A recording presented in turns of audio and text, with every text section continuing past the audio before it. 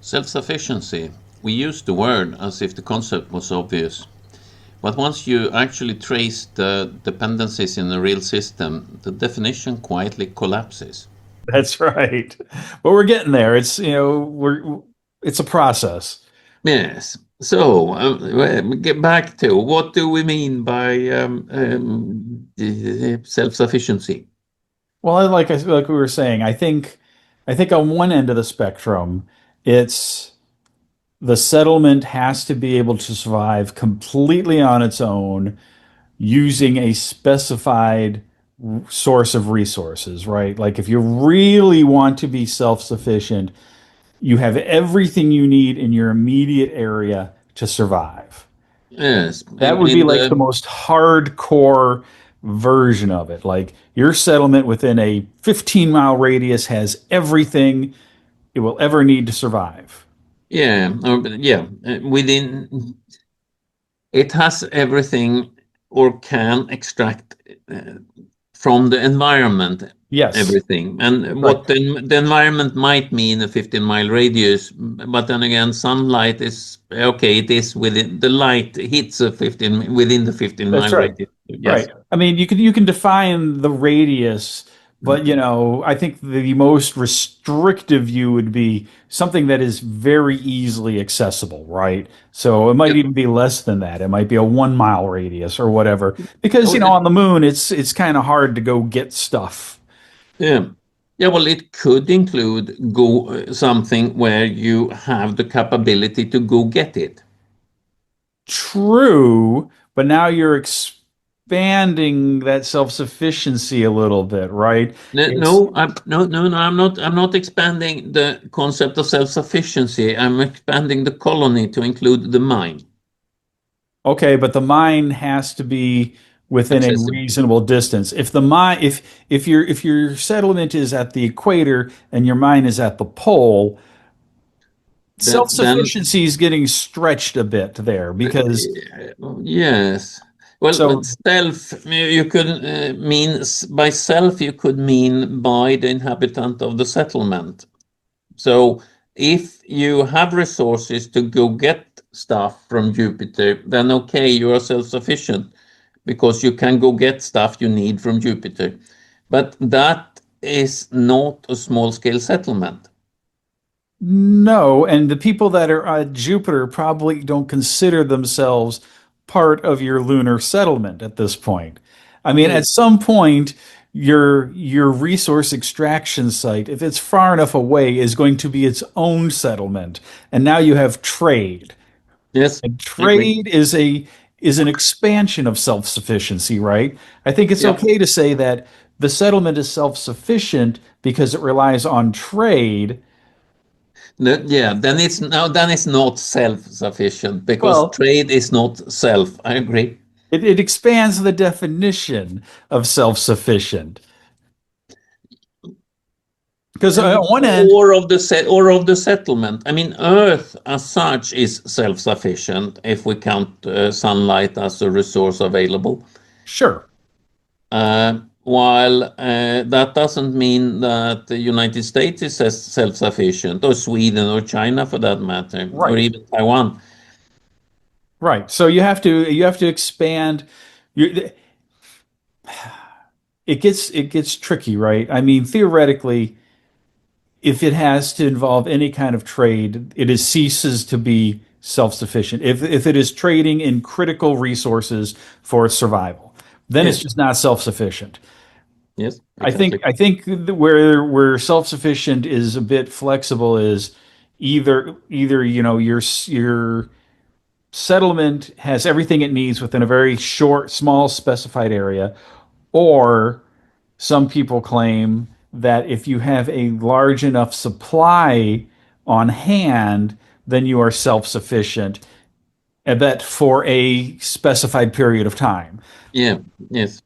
So I think that's where things get a little more tricky is can you be self-sufficient if you have a 10-year supply of widgets to keep you alive versus Yeah, being able to create more widgets? Yeah. But if you have enough widgets to keep you alive while you build the capacity to create more widgets, then you're effectively, I mean, indefinitely self-sufficient. But if even if you take away the whole capacity to create more, you're still self-sufficient until you use that last widget. Yeah, so Then all of a sudden, you're self-sufficient for 10 years. or however If you many you have have, widgets for that, yes. but the minute you plug in that last widget or use that last resource that you had stored, now you are not self-sufficient in that area because you cannot resupply. I wouldn't say resupply from stock counts as resupply. I think you need to specify the time frame, but I think the time frame should be until you don't have enough widgets to keep the colony going Yeah, so I mean, or you settlement. use the last one from your storeroom, you have suddenly become not self-sufficient. Not until it breaks. Well, I guess you can say until it breaks. I would say if you're using everything and you don't have any in store, self-sufficiency is tenuous at that point. Yeah, but since you're setting a timeline, I think it is when you need the supplies is Okay, when self-sufficiency runs out, and sure. if there is a time to it, you need to define that timeline somehow. Well, yeah, okay. I mean, I can accept that. You're self-sufficient until you cannot acquire whatever you need for survival. Yes. And as long as you can acquire it, even if, you know, through manufacturing it, repairing it, or pulling it out of a storeroom, you're still considered self-sufficient. But when you lose the capacity to acquire what you need, then you're not self-sufficient. But just now you equate acquire by using stock. That is Sure. also acquire. Yeah, I'm saying you can either manufacture what you need, repair what you have Yeah. indefinitely, or acquire or pull stuff out of stock. Uh, Those are the I ways you can be guess self-sufficient. I guess pull stuff out of stock kind of is similar to use up a mine. A mine It's is a kind of. limited resource. Yeah, it's it's kind of like that. It's pre-made stuff that was, you know, is of a limited quantity. So yeah, it's not any functional different than using up whatever resource you were using, and Yeah. then you don't have any more, which means that self-sufficient is always a temporary thing, right? Because Time restricted, yes. you're Yes. eventually going to use up that resource or whatever you need locally. Earth is self-sufficient until the sun runs out, or rare earth metals or something. Exactly. Or we screw things up so bad that we make it uninhabitable. But the whole point is that Did, did, self-sufficiency is always a temporary situation. yep. In a way, yes, I agree. I think we should exclude until a disaster happens from self-sufficiency, That's unless true. it is well, at least if it is a man-made disaster. You're self-sufficient until somebody blows up the bomb or something. Right. Right. Although if you're actually planning ahead, you should plan in disasters and So, catastrophes so you can maintain your self-sufficiency through such an event. yes, yes, that's why we need generation ships. Sure. To get far away enough that it's difficult to throw a bomb at them. That is true, although I would argue that, you know, at this point in time, Mars is far enough away. You know, Yeah, Saturn would be I far enough away. would argue Moon is far enough away Yeah, as well. Yeah, that's true. So, yes, as capability increases, you need more distance. yeah. Maybe a generation ship to something a little closer, like out to the Oort cloud or something. You know, it doesn't have to necessarily be interstellar. Close orbit of the sun is fine. And I want a close orbit because of then you have solar energy. That's true, but you got more radiation, so you got to make sure you got Yes. good shielding Yeah, you have the shielding problem, but you have energy to boot. and the heat. You get a substantial amount of heat Yes. too. Yes. So Well, I count that as solar power, to be honest. maybe your generation ship needs a large heat shield facing the sun. Yes, the precursor generation ship. Yeah, not the one trying to reach Proxima or whatever. Well, no, that'd be a waste of mass, but I you would. need heat shields they need shields for other things. Yeah, they do, because like you said, you'd push it up to, you said, like 3% speed of light, and you'll definitely need an impact shield. But we Yep. we digress. We were talking about Now we digress self-sufficiency. about my generation ship in transit will not be self-sufficient in my definition of the word. I think it would be for a certain period of time, right? Yeah. It will function nominally without any input for a certain period of time. Yeah, yes, right. So it is self-sufficient for transit plus safety margin. Right. And that would be it. But for that period of time, it would be designed to be self-sufficient Yes, with no yes, other correct. inputs. No So other input, and it is not practical in any case. It can't be. what If it was practical, if it was practical to resupply generation ship, then that supply ship could have done the trip instead of the generation ship in the first place. well, now you got Kind me of. thinking. Could you launch resupply ships unmanned, obviously, but could you launch resupply ships in stages so that the generation ship overtakes them at a relative speed where they can resupply? And it's kind of like Pac-Man, it just kind of comes along and eats resupply ships until it gets to its destination.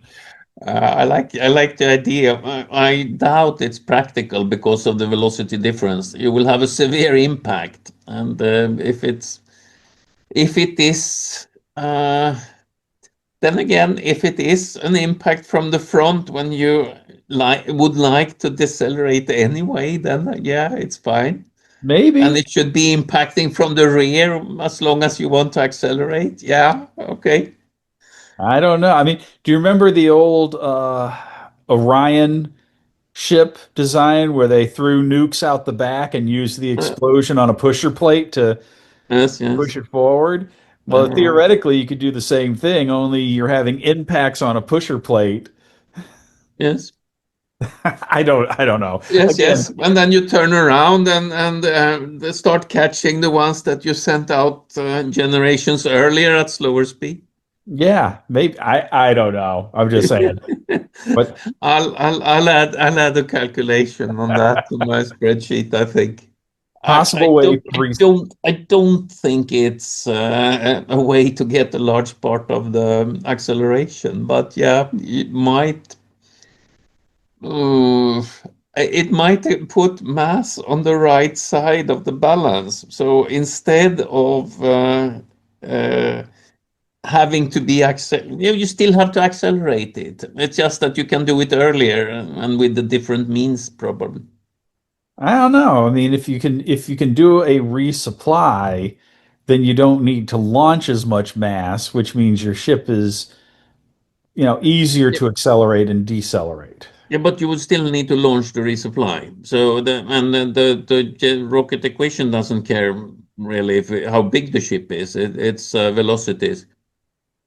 Yeah, well, I'm saying it just might be easier overall for your generation Well, ship to be able to resupply on the way. yeah, Not saying energy wise it would be a savings. I'm sure overall it wouldn't, but no, um, I'm actually not sure it wouldn't, because if you launch slow masses that you will need and then use them to decelerate when you catch up with them, then they will break the ship.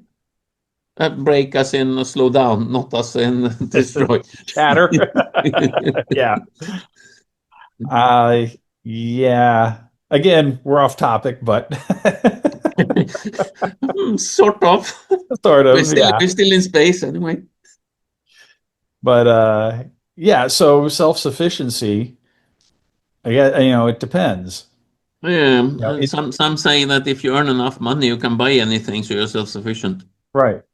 But like if you had a settlement that produced resource A and another settlement that produced resource B, and between the two of them, the unit became self-sufficient, Yes. then you couldn't say that, one settlement is self-sufficient, but both of them Both. are, then Yes, does I that agree. count? Well, yeah, that I was a bit into that thought as well earlier. That the size of settlement matters. Well, the Also, size the and size, no, well, not the size of the settlement, but the size of the unit that you consider self-sufficiency for. So yes, the two can be self-sufficient by trade between each other. That's perfectly fine. None of them are, but both of them are. so for your definition of self-sufficient, that would be okay? Yeah. Even though settlement A and settlement B are individually not self-sufficient, but Yeah. working together, they could be. A plus B is if A plus B can be self-sufficient without A or B being self-sufficient. Yes, Okay. it's a merging of sets rather than yeah. Right. Okay. So it's like what we talked about before, where you could have your settlement up in the PSRs mining volatiles, and another one somewhere else producing something that the first one can't, Yeah, and the total unit is considered self-sufficient. yeah, Okay. yeah. Or the one, or you send a mining outpost somewhere to mine resources, and that is not self-sufficient because you send equipment and you send people and a lot of stuff there, but it produces stuff that makes the total self-sufficient. So Okay. you need to look at the bigger unit there. Okay. So you don't necessarily need to have you don't necessarily it's okay for the settlement to have outposts that are just single use, basically. They're out there to extract this resource. They're not out there to create another settlement or anything else. Yeah, as long the requirement for that to be self-sufficient is that the outpost is supplied by the settlement. Otherwise, if the outpost is supplied from Earth, then the settlement is not self-sufficient, even though the outpost produces enough stuff. Okay. Yep. I'll buy that as a definition of self-sufficient. As long as the Yeah. settlement can keep the outposts alive and the outposts keep the settlement alive, then as a whole, it's self-sufficient. Yep, I would say so. All right. I mean, you can do you could uh, we could bring down the discussion on Earth as well, because currently I don't think it is possible to say that any nation is self-sufficient because of trade. We trade with each other. True. I mean, I'm sure you can find some that are, well, if you self-sufficient is only for survival, right? Mm. Then I think most nations would be able to be self-sufficient for survival. Maybe not at their current population levels, but Yeah, I think most nations would be able at some reduced capacity to be self-sufficient if they absolutely had to. Not saying they'd have the same level of technology or convenience or yeah. population or anything else. And they wouldn't have the same production setup, so they aren't self-sufficient now because they Yeah. would have to be modifying themselves in order to become self-sufficient. No, they would have to definitely change to Yes. be self-sufficient.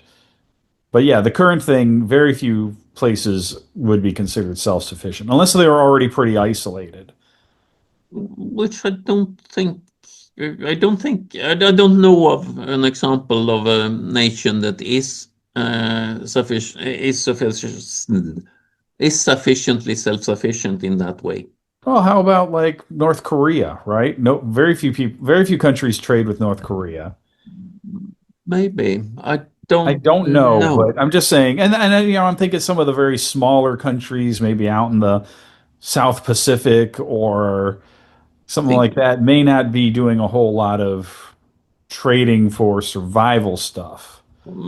depends on what you mean by survival stuff. They might trade for metal, which is survival stuff. Yeah, I don't. Well, I don't. Plows, whatever. I'm Is not. well, I I'm figure just guessing. food, and some kind, food and water, and some kind of energy to do basic processes. I mean, But I guess that's one of the things that needs to be defined. yeah. What level of civilization is required for self-sufficiency? Yeah, or add that as a separate qualifier to a colony or to a settlement. Yeah. At what level of technology is it self-sufficient? Yeah, no, I think that you're right. That's actually the probably one of the first qualifiers that has to be defined is, where is the line for civilization? Is it just having enough, edible food and water and air? What else is necessary? Shelter, Yeah, energy? Well, I mean, the more civilization and tech you put into the requirement, the more resources are going to be needed to make it self-sufficient. yes. But again, some of the requirements come automatically from location if you go off Earth. You need a lot of tech to survive, uh, even short term, Yeah, regardless well, of and where in since we're space you are. yeah, and since we're talking off-planet settlements, Yeah, we should actually define that, You need air, you need energy, you need a pressurized vessel, you need food, water. yeah. So, And you do need to produce air and water and right, well and food, but because air and water will leak to some extent or get diluted into other materials. If you cast concrete, it uses a lot of water. sure. But and all of this it requires machinery and Yeah, equipment. So you're going to yeah, have to be self-sufficient in every single machine or piece of equipment that is required for survival. And as we said, that either means you need to be able to make it fix it indefinitely, or have enough stored that you can replace it. yeah. I would say So, if you can replace it, repair it indefinitely, you can make another one as well. So because any piece can break, so you need to make another one of that piece. yeah. But again, or circles back to having a large enough storeroom for a while. Yeah, okay. So, If you go into that level of then you need time defined. Yes. yeah. So, but yeah, I think if we're ever going to really hammer out a self-sufficient settlement, we need to define every single parameter that settlement's going to need, and where that line is that makes it, okay, this is acceptable for self-sufficiency, Yeah. or, we need to make a little bit more. It needs to have a bit more to admit to be self-sufficient. So Yes. And we should do that on Earth.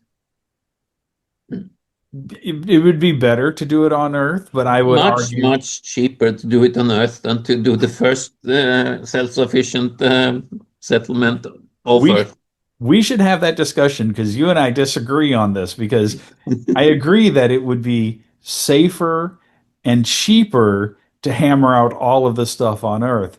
My argument is our window for actually accomplishing off-planet settlements is closing. And so I say time is the most restricted resource we have.